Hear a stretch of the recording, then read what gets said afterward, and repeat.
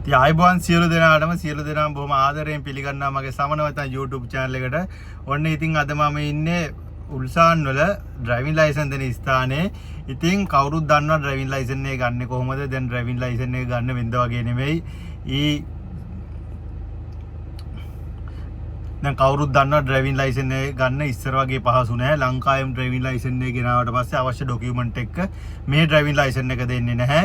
මෙහි විභාගෙත් කරන්න ඕනේ. ඉතින් ඒ විභාගයේ ඉතින් හොඳට පාඩම් කරලා කොරියන් භාෂාවෙන් තුන ඉංග්‍රීසි භාෂාවෙන් තියෙනවා. ඉතින් ඒක පාස් වෙන්න ඕනේ ඩ්‍රයිවිං ලයිසන්ස් එක ගන්න. අද මම කියන්නේ බර වාහන ලයිසන්ස් එක ගන්න කොහොමද කියලා.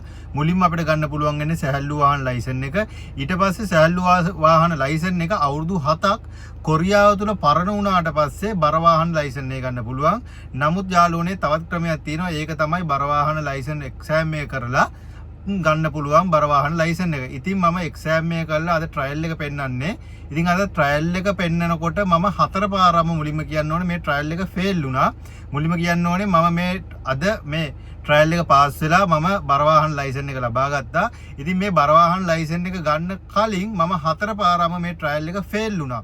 ඉතින් මේ ට්‍රයල් එක 4 පාරම ෆේල් වෙච්ච හින්දා මම ෆේල් වුණේ මොන වගේ තැන්වලදීද මට වෙච්ච අඩුපාඩු මොනවද? ඒ වගේම තමයි ඒවා මගහරවා ගන්න කොහොමද කියන එක ගැන තමයි අද වීඩියෝ එකක් අරගෙන එන්නේ. මම මේ වීඩියෝ එක අරගෙන එන්නේ අපි මේ ලයිසන්ස් එක ගන්න ආවට පස්සේ ඉතින් අපිට ගොඩක් වෙලා රැඳී සිටින්න වෙනවා. අපිට මේ මුළු දවසම ඉවර වෙනවා. ඉතින් මේ නයිට් කරන කෙනෙක්ට නම් කමන්නේ සාමාන්‍ය ඩේ ෂිෆ්ට් එකේ කෙනෙක්ට තමන්ගේ දවසම ඉවරයි මේ ලයිසන්ස් එකේ ට්‍රයල් එකට ආවම. ඉතින් මේක එකපාරින් දෙපාරින් පාස් වෙන්න පුළුවන් නම් ඉතාමත් වටිනවා. ඉතින් තමන්ගේ කාලෙත් ඉතුරු වෙනවා, තමන්ගේ මුදලුත් ඉතුරු වෙනවා. ඒ වගේම තමයි මේක මම 3 පාරක්ම ෆේල් වෙච්ච හින්දා 4 වෙනි පාරට තමයි ට්‍රයල් එක පාස් වෙලා බර වාහන ලයිසන්ස් එක ගත්තේ. ඉතින් කොහොම හරි ලයිසන්ස් එක ගන්නකම මේ උත්සාහය අතරින්නේ නැහැ කියන පරම පිවිතුරු අදිෂ්ඨානෙන් තමයි මේ එක්සෑම් එක කරලා ඊට පස්සේ මේ ට්‍රයල් එකට ආවේ.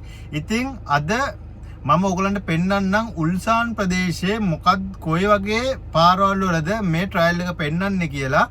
ප්‍රධාන වශයෙන්ම A පාර, B පාර, C පාර, D පාර කියලා 4ක් තියෙනවා. ඒ 4 ඕගලන්ට රැන්ඩම් ලෙස අහමු ලෙස තෝරලා දෙනවා යන එක්සැමිනර් විසින්. ඉතින් ඒ පාරේ හරියටම යන්න ඕනේ. පොඩි හරි වැරද්දක් කළොත් විශාල ලකුණු ප්‍රමාණයක් අඩු කරනවා. ලකුණු 100ෙන් දෙන්නේ අනිවාර්යයෙන්ම ලකුණු 70ට වැඩියෙන් තියෙන්න ඕනේ. මං අරගෙන යන්නම් අද ඒ පාරවල් 4 මොකක්ද කියලා. කවුරු හරි අලුතෙන් එක්සෑම් එක කරලා අවුරුදු 7 පරණ වෙන්නේ නැතුව ඩ්‍රයිවිං ලයිසන්ස් ගන්නව නම් එයාට ගොඩක් වැදගත් වෙනවා මේ වීඩියෝ එක. මං එකින් එකට අරගෙන එන්නම්. මුලින්ම අරන් එන්නම් ඒ පාර කොහොමද කියලා. ඔන්න යාළුවනේ මුලින්ම කියන්නේ ඒ පාර. ඉතින් අපි වාහනේ අතර ගත්ත ගමන්ම මුලින්ම කරන්න ඕනේ වාහනේ මුලින්ම පරීක්ෂාවට ලක් කරන්න ඕනේ. මේ අපි ඒක පරීක්ෂා කරන්න ඕනේ. අපි මේ වාහනයක් පදිනකොට බර වාහනයක් ඒක අපි පරීක්ෂා කරලා තමයි යන්න ඕනේ. ඒක කලේ නැත්නම් අනිවාර්යෙන් ලකුණු 7ක් අඩු කරලා තමයි මේ අපිට ට්‍රයල් එක පටන් ගන්න වෙන්නේ. ඉතින් මුලින්ම කරන්න තියෙන්නේ වාහනේ පටන් ගන්නකොටම වම් පැත්තට සිග්නල් එක දාන්න ඕනේ. වම් පැත්තට මුලින්ම සිග්නල් එක දාලා තමයි වාහනේ ඉදිරියට අරගෙන යන්න ඕනේ. ඉදිරියට අරන් ගිහිල්ලා පොඩි වෙලාවක් ගිහිල්ලා ආයිමත් ඒ පාරේ යනකොට වම් පැත්තට සිග්නල් එක දාගෙන මෙතන රතු ලයිට් එක තියෙනවා. මෙතන නවත්තන්න ඕනේ. නවත්තලා නිකන් බෑ යාළුවනේ. අනිවාර්යයෙන්ම වාහනේ නැවතුවොත් වාහනේ අනිවාර්යයෙන්ම නියුට්‍රල් කරන්න ඕනේ. වාහනේ නැවතුවොත් අනිවාර්යයෙන්ම නියුට්‍රල් කරන්න ඕනේ. අපි සාමාන්‍යයෙන් වාහනේ බ්‍රේක් එකේ නේ කකුල තියාගන්නේ. මමත් එහෙමයි මේ එක්සෑම් එක හින්දාම මේ මම පොඩ්ඩක් පුරුදුනා ඒක. නැත්තම් බ්‍රේක් එකේ තමයි අපි කකුල තියාගෙන ඉන්නේ. ඉතින් වාහනේ ඊට පස්සේ සිග්නල් දාලා දකුණු පැත්තට හිමීට ගන්න තියෙනවා දෙපැත්ත බලලා. ඒ දෙපැත්ත බැලුවේ නැත්තම් යාළුවනේ වාහන ආවත් නැතත් ලකුණු 10ක් අඩු කරනවා. ඊට පස්සේ මේ පළවෙනි පාරේ යන්න තියෙන්නේ. මුලින්ම මේ වගේ තැන්වල කලර් ලයිට් එකේදී නවත්තන්න ඕනේ. අනිවාර්යයෙන්ම කලර් ලයිට් එකේදී නැවතුවොත් අනිවාර්යයෙන්ම නියුට්‍රල් එකට දාගන්න ඕනේ. නියුට්‍රල් එකට දාගත්තේ නැත්තම් ලකුණු 10ක් අඩු කරනවා. ඉතින් අපි කරන්නේ D එකට දාලා ආයිමත් ඉදිරියට යන්න තියෙන්නේ. මම ඔයගොල්ලන්ට කියන්නම් මං යනකොට මම ෆේල් වෙච්ච තැන් මොන වගේ තැන්ද කියලා. අනිවාර්යයෙන්ම මෙතන නැවිගේෂන් එක කියනවා. කොරියන් භාෂාවෙන් හරි ඉංග්‍රීසි භාෂාවෙන් හරි ඒ කියනකොට අපි සිග්නල් එක දාන්න ඕනේ. දැම්මේ නැත්නම් එතන ලකුණු අඩු වෙනවා. ඊට පස්සේ මේ පැත්තට දාලා මේ A කියන පාරේ යන්නේ අපිට A B C D කියලා පාරවල් 4ක් තියෙනවා. මම මුලින්ම A පාර පෙන්නන්නම්. මේ තියෙන්නේ වාහනේ දාලා මේ පැත්තට පොඩි දුරක් යන්න ඕනේ. ඒක යාළුවනේ යන්න තියෙන වේග සීමා තියෙනවා. ඒ වේග සීමාවල අනිවාර්යෙන් යන්න ඕනේ. මේ ඒ වේග සීමාවල ඊට අඩුවෙන් ගියත් ලකුණු අඩු වෙනවා. ඊට වැඩියෙන් ගියත් කෙලින්ම බස්සනවා. ඒ කියන්නේ වාහනේ කෙලින්ම විභාගේ පේල් කරනවා. මේ විදිහට යන්න ඕනේ මේ ඒ පාර. මේකේ තියෙනවා 50ට අඩුවෙන් යන්න ඕනේ. සමහර තැන්වල තියෙනවා 40ත් අතර යන්න ඕනේ. හරියටම ට්‍රැක් එකේ යන්න ඕනේ යාළුවනේ. ඒ වගේම තමයි මේ වගේ බම්පර් තියෙනකොට මේක ඉතාමත් ස්ලෝ කරලා මේ වාහනේ නොදැනෙන ආකාරයට තමයි මේ බම්පර් එකෙන් දාගන්න ඕනේ. නැත්නම් ඒකට ලකුණු අඩු කරන පොඩ්ඩක් ගැස්සිලා ගියොත් එහෙම. ඒ කියන්නේ ටිකක් අමාරුයි මේක පාස් වෙන්න. පොඩි වැරද්දක් වුණ ගමන්ම මේ ලකුණු 10ක් 15ක් 20ක් වගේ අඩු වෙනවා. එතකොට කෙලින්ම එක්සෑම් එක ෆේල්.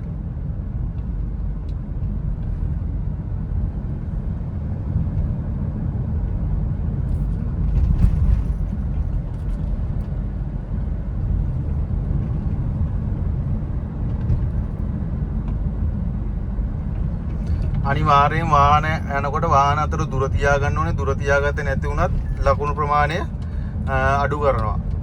ලකුණු අනිවාර්යයෙන්ම ලකුණු 70ට වැඩියෙන් තියෙන්න ඕනේ. මං ඉස්සෙල්ලා කිව්වා වගේ මෙන්න මේ වගේ තැන් වල මෙන්න ටිකක් ලොකු ඩිස්ටන්ස් එකක් තියාගන්න ඕනේ. තියාගෙන අනිවාර්යෙන්ම මෙන්න මේ විදියට ගියර් එකට දාගන්න ඕනේ. කොළ ලයිට් එක පත් වෙච්ච ඉඳ ඕනේ.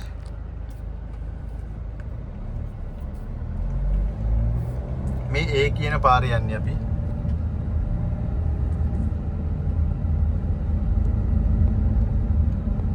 මම එකපාරක් පේල් වෙච්ච තැනක් තමයි මේක. හරියටම පාර තුනකට බෙදෙනවා. මේ ඉඳ මෙන්න මේ අයිනෙන් තියාගෙන යන්න ඕනේ. මම එකපාරක් අර අනිත් පැත්ත අයිනෙන් ගියා යන්න ඕනේ ඉඳ අයිනෙන් ගිහලා හරියට මේ රෝස පාට ඉරක් තියෙන්නේ. මේ රෝස පාට ඉර කෙලින්ම යන්න ඕනේ හරියට. පොඩ්ඩක් අර යාම යා වුණොත් මේ වාහනේ නවත්තලා මේ පේල් කරන පුල්ලක්කියක් කියලා. මම මෙතන පේල් වෙච්ච එක තැනක් තමයි මේ ස්ථානේ. මේක ඒ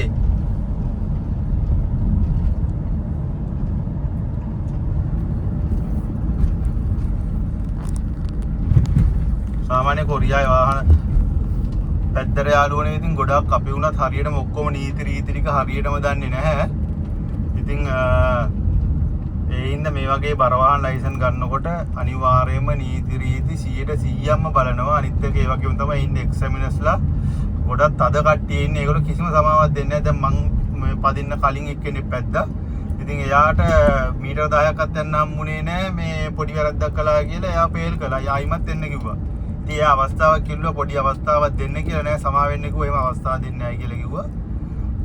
ඉතින් ඒ වගේ හරියට තදට බලනවා බර වාහන ලයිසන් එක ගන්නකොට.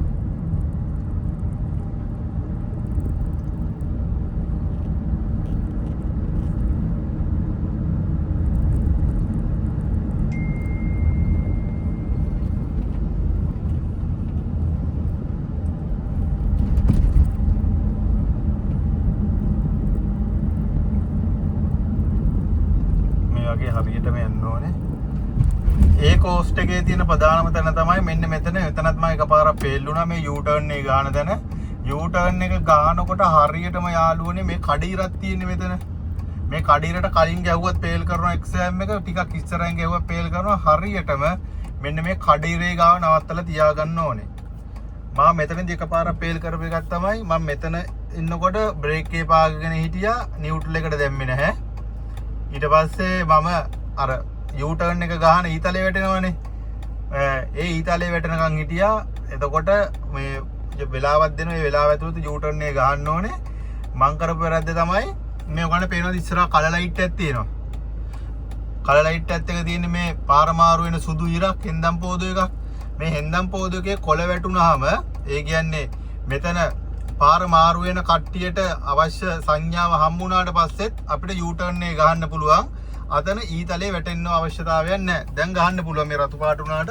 දැන් U turn එක ගහන්න පුළුවන්. ඔයගොල්ලන්ට පේනවා මේ පාර පයින්න එක්කෙනෙක් ඒ කියන්නේ කොළ ලයිට් එක වැටලා තියෙන්නේ. එතකොට අනිවාර්යයෙන්ම අපිට මේ U turn එකක් ගහන්න පුළුවන්. U turn එක ගාලා ඉදිරියට යන්න තියෙන්නේ. මම පේල් වෙච්ච එක තැනක් ඒක තමයි මම U turn එකේ බලාගෙන හිටියා. ඊතලේ වැටෙනකන් ඊතලේ වැටෙන්න අවශ්‍යතාවයක් නැහැ. එතනම මගේ ලකුණු 20ක් විතර අඩු වුණා. එකපාරක් එතනින් මම පේල් වුණ එක අවස්ථාවක් තමයි. දැන් මේ වගේ වෙලාවකදී අනිවාර්යයෙන්ම නියුට්‍රල් එකට දාලා අපි මේ ඉන්න ඕනේ වාහනේ නවත්තගෙන. සුපරීක්ෂාකාරියෝ පදවනවද එහෙමද කියලා. නැත්තම් ඒකටත් අවසානයේදී ලකුණු අඩු කරනවා. අපි හරියටම නීති ටික මේ වුණත් අර වාහනේ සුපරීක්ෂාකාරියෝ පැද්දේ නැහැ. ඒවටත් ලකුණු අඩු කරනවා. එතකොට අපේ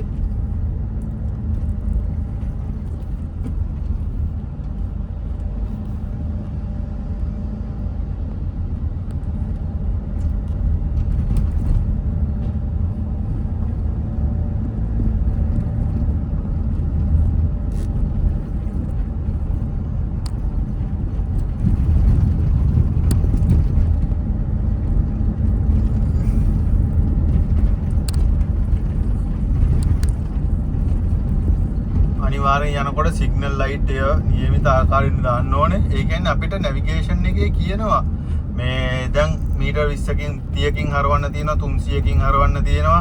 එතකොට අපි සිග්නල් ලයිට් එක දාන්න ඕනේ. දැන් අපි නම් අන්තිම මොහොතේ දාන්නේ. එහෙම බෑ. එහෙම දැම්මොත් ඉතින් කෙලින්ම මේ එක්සෑම් එකේ ෆේල් කරනවා. දැන් මේ වගේ වෙලාවක වාහනේ නැවතුවා. වාහනේ නියුට්‍රල් කරා බ්‍රේක් එකේ පාගගෙන හිටියා. ඉතින් අපි සාමාන්‍ය ලංකාවේ හොයවා කොරියාවෙත් එහෙමයි නියුට්‍රල් කරන්නේ නැහැනේ වාහනේ කවදාවත්. බ්‍රේක් එකේ පාගෙන P එකේම ඉන්නවනේ. එහෙම හිටියා කියන්නේ එක්සෑම් එක ෆේල් වෙන ලකුණු 10ක් 20ත් අතර ප්‍රමාණයක් අඩු වෙනවා.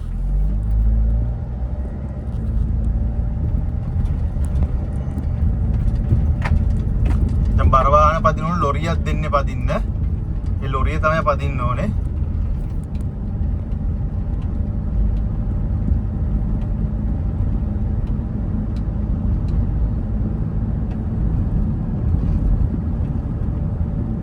උල්සාන් වල මේ බර වාහන ලයිසන් එක ගන්නකොට ගන්න තියෙන කෙටිම පාර මේක තමයි. දැන් මේ ටයිම් එකට ලොකු ට්‍රැෆික් එකක් නැහැ. මොකද දැන් හවස 3 වගේ හින්දා සාමාන්‍යයෙන් වාහනේ අපිට තියෙන්නේ ට්‍රයල් පෙන්වන්න තියෙන 1ට 9ට ආයිමත් 3ට. ඉතින් සමහරක් වෙලාවල ට්‍රැෆික් එක තියෙනවා. එතකොට ඉතින් හරියටම යන්න ඕනේ.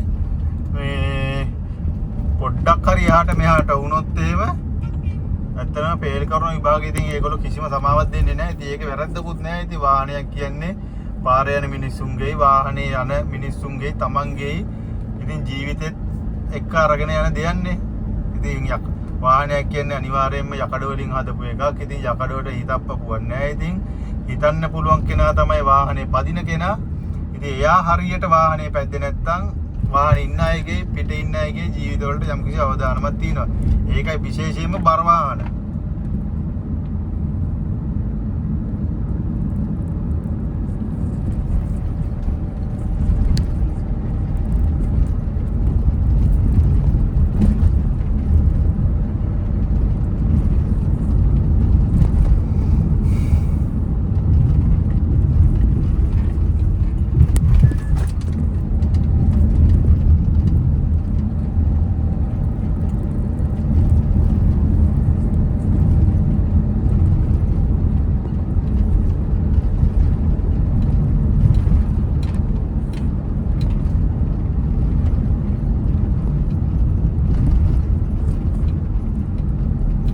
අනිවාර්යෙන් දැන් මේ පැත්තට හරවන්න ඕනේ වාහනේ. දැන් ඩ්‍රයිවිං ලයිසන්ස් තියෙන ඔෆිස් එකට යන්න තියෙන අර දිනේ.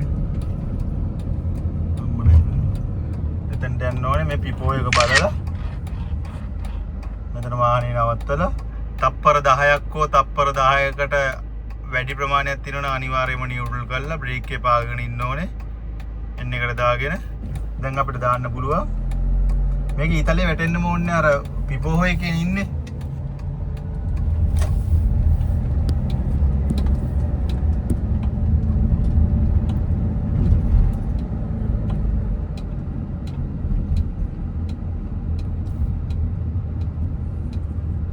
මෙතන නැවතුවා වාහනේ නියුට්‍රල් එකට දැම්ම බ්‍රේක් එකේ පාගෙන හිටියා. වටපිට නිකන් බැලුවා වාහනේ එනවද ආවේ ඒ නිකන් ඒව බලන්නේ අපි අවධානයෙන් පාරේ යනවාද එහෙම කියලා ඔහේ වෙන මනෝපාරවල් ගහගෙන යනවා කියලා නිදන්නේ නැත්තම් එහෙම තිබ්බ මෙතනින් දැන් මෙතන කොළ පාට ලයිට් එක වටනකොට අපිට හරවන්න බෑ. මම මේ අන්තිම මොහොතේ ඔක්කොම කිසිම වැරද්දක් කරන්න නැතුව අන්තිමට ඇවිල්ලත් මම එක්සෑම් මේ එකපාරක් ට්‍රයල් එක පෙල්ලුණා හරියට වාහනේ නැවතුනේ නැහැ කියලා. දැන් මේ වගේ වෙලාවක ඉස්සරහා වාහන නැහැ. ඉතින් පිපෝ එකේ දාන්න පුළුවන්.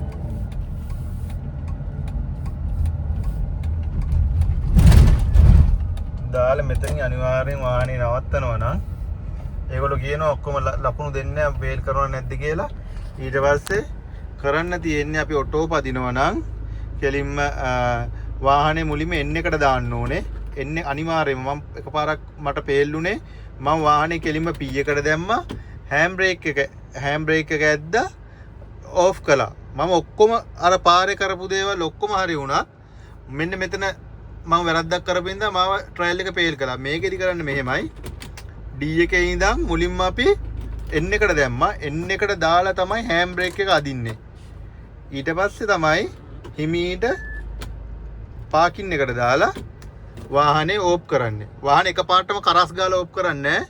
වාහනේ එකපාරක් ඕෆ් කළා ඊට චුට්ටක් තප්පරයක් දෙකක් තියලා ආයිමත් ඕෆ් කළා තමයි මේ අපි වාහනේ නවත්තන්නේ.